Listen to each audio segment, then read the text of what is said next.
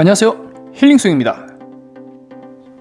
우리는 저병을 통해서 많은 시행착오를 겪게 됩니다. 처음에는 저병킥을 통해 무릎을 굽혔다 폈다 하는 과정을 거치게 되는데요. 연습을 하는 과정에서 어느 정도 구부려야 발등으로 물을 누르면서 앞으로 나아갈 수 있는지 경험을 하게 됩니다. 너무 필요 이상 무릎을 구부리는 경우 발등이 수면을 때리게 되는데요. 실제 발등을 물속에 눌러주는 형태가 저병킥의 추진력을 만들게 됩니다. 어느 정도 연습이 끝나면 웨이브 단계로 넘어가게 됩니다. 물속에 내려갔다 올라가는 감각을 기르기 위해 한팔 저병을 시도합니다. 여기서부터 인생 최대 고비가 찾아옵니다. 누구는 물속에 쏙 내려갔다 시원하게 올라가는 반면 나의 팔은 회전만 하는 순간 손바닥이 수면을 철퍼덕 내려치게 됩니다. 이러면 몸이 물속에 더 이상 내려갈 수가 없는데요. 이미 한팔 저병 하는 모습만 봐도 이 사람이 양팔 저병을 어떻게 할 것인지 예상이 가능합니다. 지금부터 우리가 저병을 할 때 양팔이 물에 걸리는 이유에 대해서 알아보겠습니다. 첫째, 한팔 저병에서 이미 결정난다. 저병을 하면서 팔과 저병킥의 도움을 받아 우리 몸은 물 밖으로 나오게 됩니다.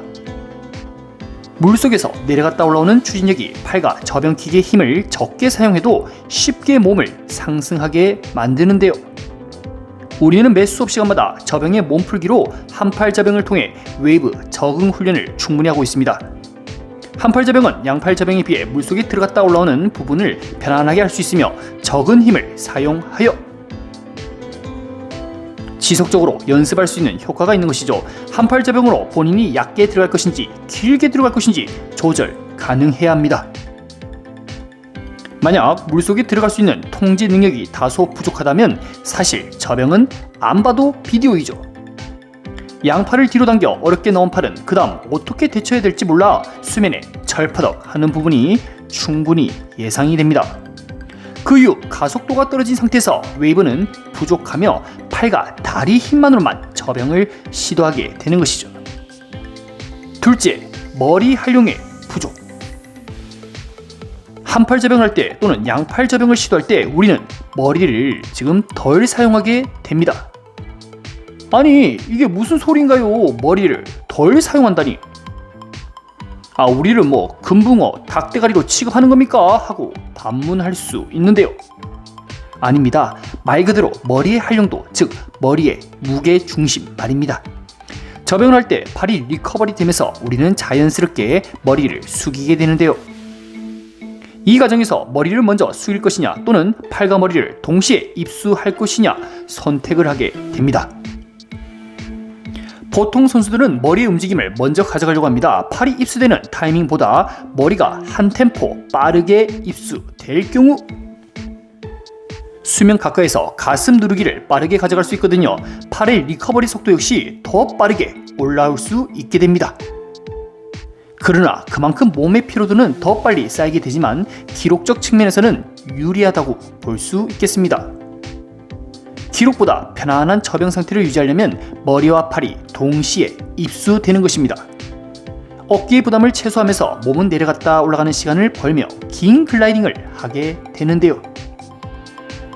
그러나 우리의 저병을 보면요, 머리를 너무 덜 숙이는 경향이 있습니다. 나름 머리를 숙였다라고 생각은 할 수 있습니다.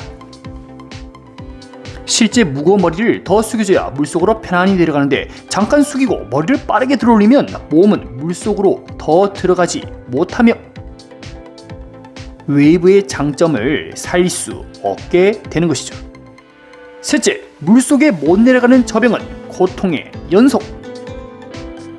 선수들은 물속에 굳이 깊게 내려가지 않습니다. 어떻게 하면 엉덩이가 수면 가까이 있는 상태에서 더 빠르고 얇게 웨이브를 할 것인지 많은 고민을 하는데요. 선수들이 물속에 못 내려가서 얇게 웨이브를 시도하는 것이 아니라 기록에 영향을 주기 때문에 플랫 저병을 시도하게 됩니다.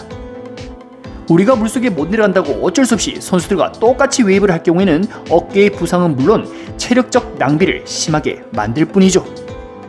저병의 가장 기본은 몸이 내려갔다 올라올 수 있는 통제 능력입니다. 올라가는 상승 타이밍에 팔과 다리의 힘을 적절히 사용하여 몸은 비교적 물 밖으로 쉽게 나올 수 있게 되는 겁니다. 저병을 더 멀리 쉽게 하는 사람들의 공통점은 하나같이 글라이딩을 길게 할 수 있다는 점이죠.